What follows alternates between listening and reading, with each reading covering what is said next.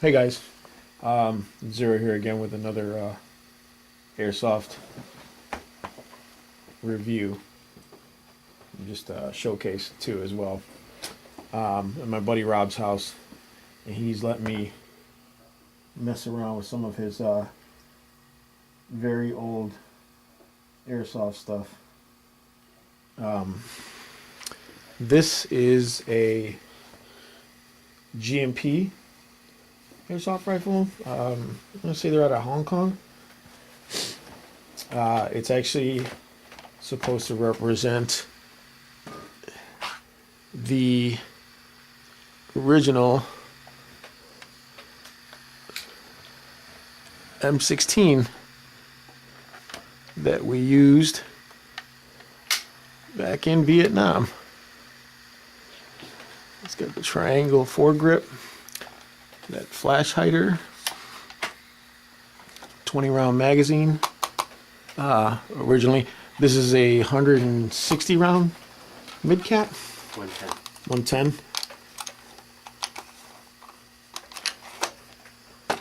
So you just fill it up till it runs dry. Get a new one in there. It's got the original AR-15 grip, so it didn't. This was before it had that little finger groove there.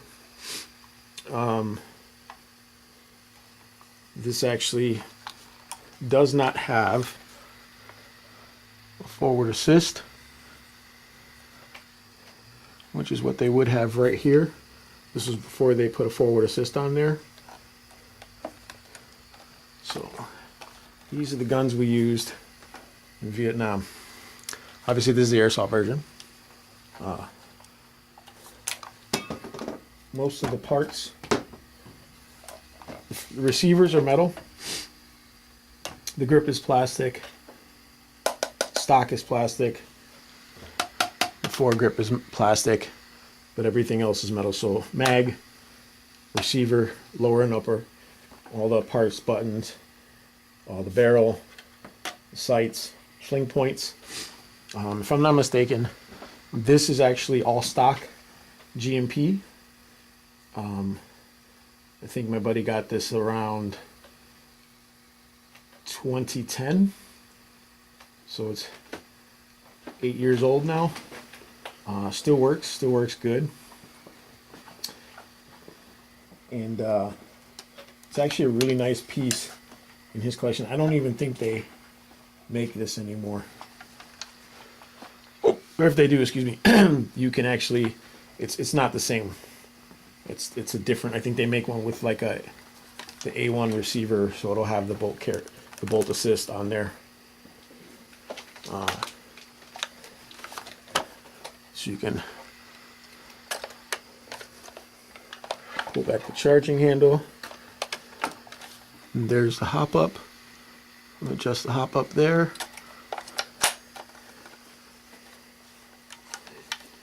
You can close that door. Well, this one doesn't close, but that's okay. And this breaks down, I believe it breaks down like a regular AR-15, M16. Usually you pop the pins, upper comes off, you get access to the gearbox. No. No? No, it's just like a regular airsoft rifle. Okay. You could pop the front pin, take the upper off, but you gotta disassemble it just like any other airsoft Gotcha. rifle. Okay. This doesn't work either, right? No. It's just That's just show. cosmetic. It's actually comfortable. It's very big.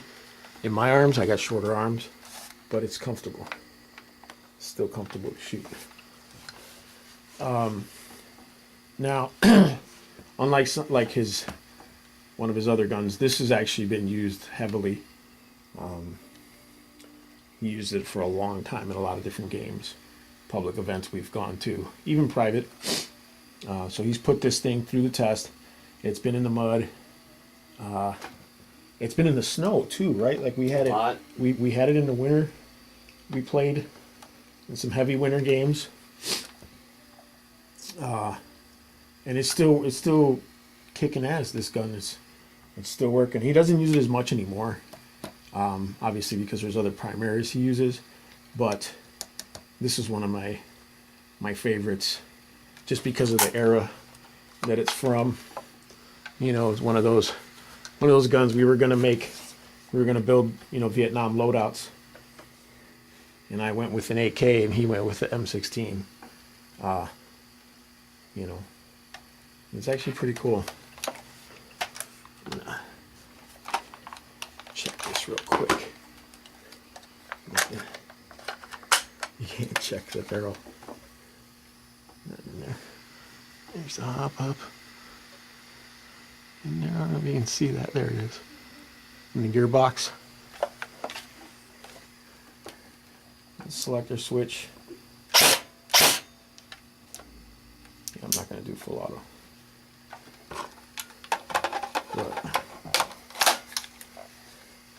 that's, yeah, you still got some dirt on there.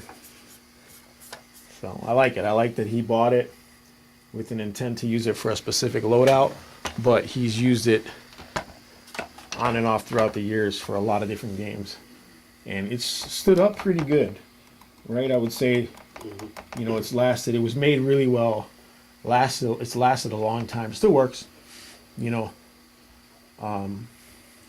Like most airsoft guns, once they settle into like a certain FPS, the springs are broken in, hop-ups broken in. It just works. They'll just work really well, you know. And I don't know about a lot of the newer guns that are out there. You know, I haven't had a chance to mess with a lot of the newer stuff, but this G&P, I actually owned a G&P myself for a while, and it was just like this. It worked really well all the time. Wasn't the best gun I owned, you know, but it was one of the better guns in the price point that I paid for. So what was the price around this? This was around 250. 250. Yeah. So I mean, maybe 300. 250 to 300 is not bad. I mean, but you're looking at when you're getting if all you're this. seeing it, it's Colt. So it's I don't Right, know if it's they're got- actually licensed trades, but they got trades on it. So anything with Yeah, trades. this Jack- does have trades. And it is Colt. It says 223, but that's the original. that's the caliber. original caliber. So yeah. U.S. government, model number, serial number, property of Colt AR-15. It's not bad. I mean, it's got its feel. You know what I mean? And you know, if you're playing period specific game, that you know, and you're using U.S. troops, M14, M15 or M16, XM177s, you know, these were it. This was the Mattel toy that everybody complained about back in '64. You know, they complained that this gun was garbage and that it was having all kinds of malfunctions, you know, but it wasn't until the U.S. troops just learned how to actually properly maintain these things that they realized they were actually really well made, very accurate, you know. I wasn't in Vietnam, so I'm just going by what I've seen in documentaries and things like that. We actually had a friend, an airsoft buddy, who was actually in Vietnam. He actually held this, and he said that it was extremely close to the original. He offered to buy it too, didn't he? Like he actually wanted to buy this several times from you, and we just was like, no, you know, because you know there was just a few guns that Rob and I have come by throughout the years, you know, that we knew it was worth keeping, and this is one of them. G&P XM16, I think, is what it was originally labeled on the website. on the website. Yeah. So Also, when he went to go purchase it from the website, it was no longer available. it was gone. Yeah. Yeah, I think because I was gonna, when I got rid of the AK, I was gonna go with one of these as well, and I couldn't find it. It just wasn't available, and it sucked. I should have got it when you got it, but you know, you live and learn, right? At least we have one in the collection. So,